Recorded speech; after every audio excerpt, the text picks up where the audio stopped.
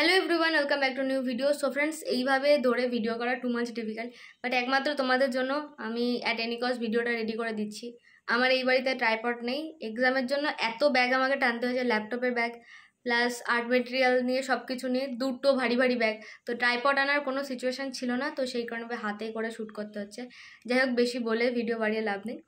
তোমাদের government art কলেজে entrance এক্সামে যেটা দেবে সেটা আমি তোমাদেরকে ওভারঅল একটা লিস্ট আমি দিয়ে দিচ্ছি, সেটা তোমরা একটু দেখে নাও, তাহলে তোমাদের বুঝতে সুবিধা হবে।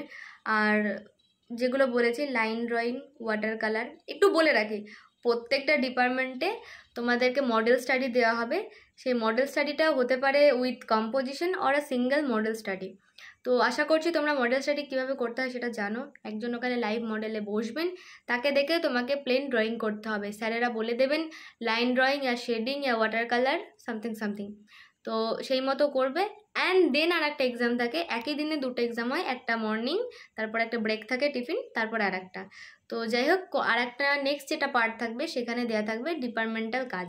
মানে ধরো তোমাকে যদি অ্যাপ্লাইডের কাজ বলা হয়, তাহলে সেখানে ইলাস্ট্রেশন আসতে পারে, লোগো আসতে পারে। আমি ওভারঅল একটা লিস্ট তোমাদের দিয়ে দিচ্ছি প্রতিটা ডিপার্টমেন্ট বেস কী আসতে পারে। আমার যতটা নলেজ আছে সেই অনুযায়ী তোমরা দেখে নাও, আই থিঙ্ক সেখান থেকে তোমাদের অনেক হেল্প হবে। আর বাকি আর্ট কলেজগুলোর এন্ট্রান্স এক্সাম সম্পর্কে আমি লিখে দিয়েছি, তো গিয়ে প্লিজ একবার লিখে দিইনি, সরি, ভিডিও বানিয়ে দিয়েছি ডিটেলসে।